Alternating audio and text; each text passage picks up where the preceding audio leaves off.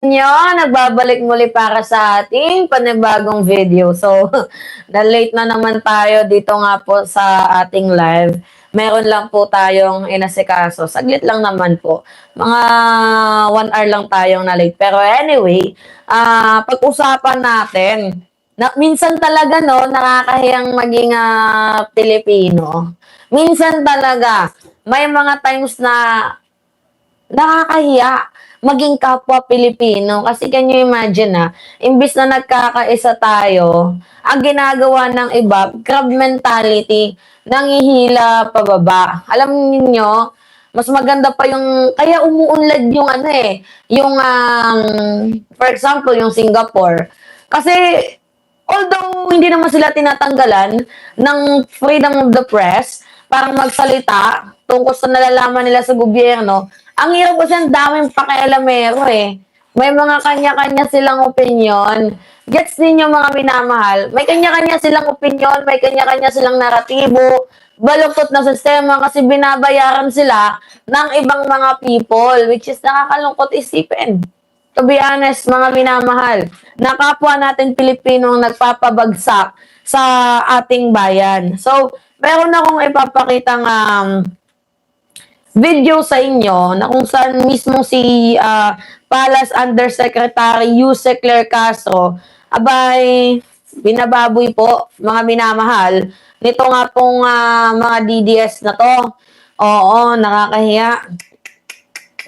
Hindi ko lubos maisip na ganito ang mindset mga minamahal ng mga DDS. I don't know kung mga inggit itong mga taong to or mga walang magawa sa kanilang sarili or napagtripan lang talaga nila itong si Yuse Claire Castro tapos nagsisinungaling pa doon sa ibang bansa. Aray ko.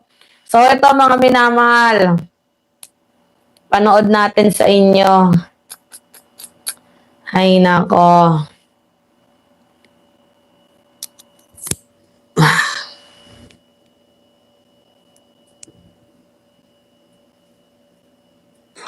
Kumusta? Pwede mong sabihan yung president natin? Investigahan Face to us! Ibalik ang pera! Ibigay na lahat ng mga congressman, mga senador, at mga Diba? Binibili na mga congressman, binibili na daw ang mga senador, Marcos Adik, like, what the F sa ibang bansa? Buti, di ba mga minamahal, buti hindi kayo dyan hinuli. Adik! Mahiyang kayo! Liar! Ayun, si Castro!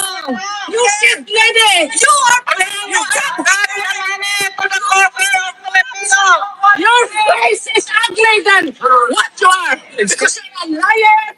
Your face is ugly daw, kala mo naman maganda yung nagsalita Ma'am, you're a traitor! Singganana! Wala na po, singganan po kababa sa inyo! Pero kami, ang kwartas ng Pilipino, ibalik nyo! Can you pick us up, please? Alangoy ang mga Pilipino! Can you pick us up, please? Di ba? Parang mga tanga, ibalik nyo ang pera samantalang yung mga Duterte, yung mga nagnanakaw, mga illiterate talaga tong mga DDS na to, no? Gusto ninyo ang kwarta sa flood control! Please! Saan ba nagsimula yung flood control? Walang iba kundi sa panahon lang naman ni former President Duterte. Tandaan ninyo, #1 bidder yung mga Diskaya. Please! Right, baby! Right, baby! Please! Bring the money to the Filipino people! We have a dream! Diba? Harassment yung ginagawa ng mga DDS. Manang-mana talaga sa kanilang sinusuportahan na si Digong. Diyos ko, mga minamahal. Ngayon, ito yung sabi dito ni Yuse Claire. Mayroon siyang rebuttal dyan. Mga ampapangit din daw po nila, mga minamahal. Ano ba naman yan? Itong mga DDS na to. Hindi man lang nag-iisip. Imagine nyo sinisira nyo ang kapwa nyo Pilipino dyan sa ibang bansa. At beside, yung flood control na yan, hindi po yan nagsimula kay PBBM. Si PBBM po, yung nagbukas ng flood control para silipin yung mga anomalya, pero hindi si PBBM yung nagsimula ng corruption dyan. Nagigets ninyo mga minamahal? Walang alam dyan si PBBM sa sa flood control eklabush na mga binibintang ninyo. Diba? Wait lang. Meron ako sa inyong ipapakitang video. Alright. Okay lang ba tayo dyan, mga minamahal? Okay, nawawala yung natin Yung, okay. Ito, panoodin natin. Ito yung sagot ni Yuse Claire Castro dyan, mga minamahal. Mga special child kasi, itong mga DDS na to. Sa totoo lang para sa akin, itong mga DDS na to, parang mga special child Parang mga inagawa ng candy Di ba dapat si Sarah yung nanggagalaite? Pero bakit tong mga DDS na to? Kung ano-ano yung mga pinapakalat na fake news, tapos nang-aatake sa ibang bansa. Hindi ba kayo nahiya? Pilipino sa Pilipino? Yung naglalaban-laban dito? Mga special ata tong mga to Ito ngayon yung banat ni Yuse Claire. Sa mga bumanat sa kanya, sa mga nangharas sa kanya, sa mga nangkuyog sa kanya, diyan nga po mga minamahal, sa ibang bansa. Imagine nyo, nagtatrabaho yung tao 'Di ba? Nagtatrabaho yung tao. Magkano kayang binayad sa mga taong to para siraan? Etong si Yuse Claire Castro. Sige nga. Ano po yung nangyari kanina na sa ngayon nagva-viral itong video ninyo dito sa Vancouver? Actually, gumagawa sana kami ng reels para dito sa event na kung saan bumisita ang ating Pangulo sa Canada. So gumagawa kami ng reels, tapos may lumapit sa amin na Pilipino. So, humiti ako, tinanong niya ako si Yuse Claire, sabi ko, yes.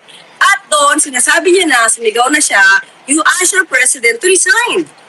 So, kinuyog na kami, samantalang, kung tutusin, kami nagtatrabaho. Hindi kami nagbabakasyon dito. We're just doing our job, pero nahinto yun. Hindi na kami nakapagtapos ng aming pag-shoot ng Ganon kasi yung ugali ng mga DDS, tubig nga. Ganon kasi yung ugali ng mga DDS. Ang hilig nilang mambintang, parang diktador, syempre. Yung mga sinusuportahan din nila, ganon yung pag-uugali. Yan ba yung legacy na iniwan sa inyo ni Digong? Nasobrahan kayo sa freedom of speech, nasobrahan kayo sa freedom of expression, kaya yan na yung nangyayari sa inyo. Diba? Napakabastos at mga walang modo. dahil nga may mga Pilipino ganito yung ugali. Pero hindi ko alam kung saan sila grupo, pero yung naratibo nila, yung tipong BBM resign. Yung naratibo nila ay maleta. Yung naratibo nila magnanakaw. So, at sinabihan ako ng pangit. Sabi, sinungaling. So, ano sinabi nilang pangit daw ako? Feeling ko sila yung sinungaling. So, may mga ganyan tao. May freedom of expression tayo, pero hindi naman kailangan maging bastos. Pilipino kayo, hindi naman ganyan na ugali ng mga Pilipino How did you feel about that, Yusek? Did you feel threatened at any point? At that time, dalawa lang kasi kami, ni Director Robert Sol. Kasi nga, siya yung tumukuha sa akin. Siya yung kumaga, sa kanya hawak yung camera. So, threatened. Siguro, in a way, kasi dalawa lang kami. Hindi ko alam kung manalakit sila or what. Kasi parang, siguro yung grupo naman nila, parang, kung sino naman yung idolo nila, parang sanay sa violente.